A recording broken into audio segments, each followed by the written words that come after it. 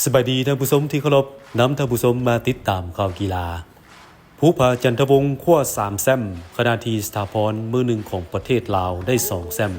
การแข่งขันเทนนิสรายการเบียร์ลาวโอเพ่น2025รายการที่แข่งขันระหว่างวันที่13ตุลาหาวันที่2พฤศจิกายน2025ที่เดินเทนนิสเวียงจันทร์ข้างสนามกีฬาเจ้าอนุวงศ์นครหลวงเวียงจันทร์โดยมีนักกีฬาเข้าร่วม250คนชิงชัย14รายการมีตั้งแต่หุ่นเยาวชนจนถึงหุ่นอาวุโสทั้งนี้ก็เพื่อสืบต่อปฏิบัติตามแผนยุทธศาสตร์การพัฒนากีฬาเทนนิสลาวโดยเฉพาะการสร้างโอกาสให้นักกีฬาได้มีการเคลื่อนไหวฝึกแอบแข่งขันอย่างต่อเนื่องได้ทดสอบความสามารถและพัฒนาฝีมือเกี่ยมความพร้อมสู่งานกีฬาแห่งชาติครั้งที่12ที่นครหลวงเวียงจันทร์และซีเกมครั้งที่33ที่ประเทศไทยทั้งเป็นการคัดเลือกนักกีฬาดีเด่นแต่ละรุ่นอายุเพื่อเป็นตัวแทนทีมชาติเกมเข้าร่วมแข่งขันในรายการต่างๆอยู่ภาคพื้นและสากลและก็ยังเป็นการสร้างกระบวนการเฉลิมฉลองวันสำคัญต่างๆของพรรคของชาติโดยเฉพาะ3วันประวัติศาสตร์และสร้างกระบวนการกีฬาเทนนิสภายในประเทศให้เป็นกระบวนการฟดฟื้นผ่านการแข่งขันหุ่นเยาวชนอายุ 5-8 ปีชนะเลิศเท่าคีว่าจันทวงศ์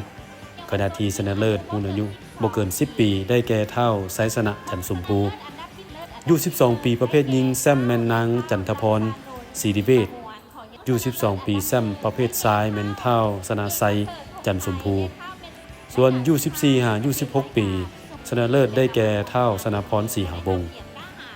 ประเภทเดียวซ้ายสาย A ชนะเลิศเท่าสถาพรสิมมาลาบงมือหนึ่งทีมชาติลาว